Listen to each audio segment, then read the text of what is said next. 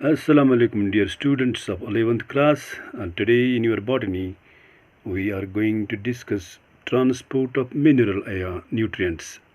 Previously, we were talking about the transportation of the water, and ultimately we reached the conclusion that the water in the plants is absorbed by the roots and moves through the xylem vessels and ultimately reaches the whole plant by by the process of transpiration. Pull is one of the main factors that makes the water move up the tall trees, and there is another potential gradient that that makes the water movement from cell to cell in the form of active and passive transports, which we have discussed previously.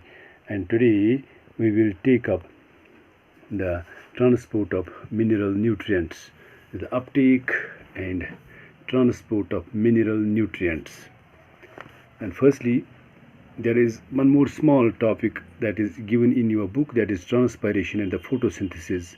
It is a compromise, that is, there is a compromise between transpiration and photosynthesis. Transpiration has more than one purpose, and it creates transpiration pool for absorption and transport of plants, supplies water for photosynthesis, transports minerals from the soil to all parts of the plant, cools leaf surfaces, sometimes 10 to 15 degrees by evaporative cooling, and maintains the shape and structure of the plants by keeping cells turgid.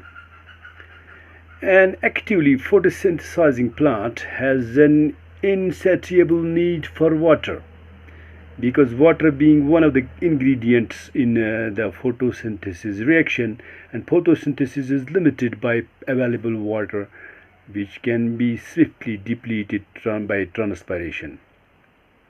The humidity of the rainforests is largely due to this vast cycling of water from root to leaf to atmosphere and back to the soil. And now, uptake and transport of the mineral nutrients. Plants obtain their carbon and most of their oxygen from carbon dioxide in the atmosphere. However, their remaining nutritional requirements are obtained from minerals and water for hydrogen in the soil. And now, how these minerals are taken up by the plants. There is a definite mechanism for this purpose, and that is, unlike water, all minerals cannot be passively absorbed by the roots. Water being passively absorbed by the roots, while as all the mineral nutrients are not passively absorbed by the root system. Two factors account for this. One, the minerals are present in the soil, and keep a vigil here. Minerals are present in the soil as charged particles, that is in the form of ions, which cannot move across cell membrane, and the concentration of the minerals in the soil is usually lower than the concentration of the minerals in the root.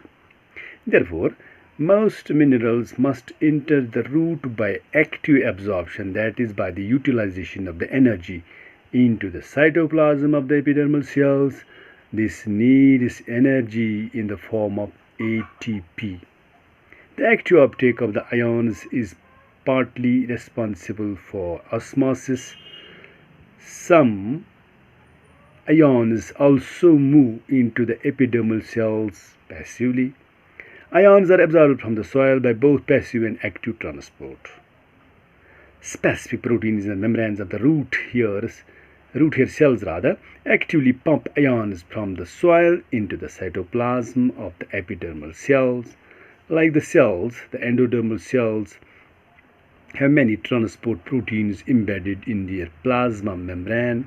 They let some solutes across the membrane, but not others. That means there is a checkpoint. And now, transport proteins of the endodermal cells are control points where a plant adjusts the quantity and the types of solute that reaches the xylem, which are to be taken or get selected there at the endodermis. And note that in root endodermis, because of the layer of the suberin, has the ability to actively transport ions in one direction only. And now, translocation of the mineral ions.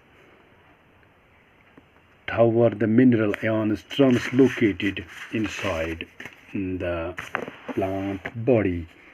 After the ions have reached xylem through active or passive uptake or combination of the two, their further transport up the system to all parts of the plant is through the transpiration stream.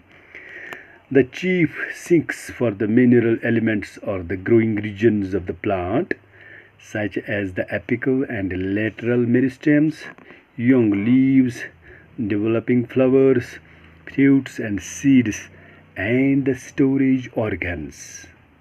Hope you understand this. Unloading of the mineral ions occurs at the fine vein ends through diffusion and active uptake by these cells. Mineral ions are frequently remobilized, particularly from older senescing parts, the parts which are going to die. Older dying leaves export much of the mineral content to younger leaves.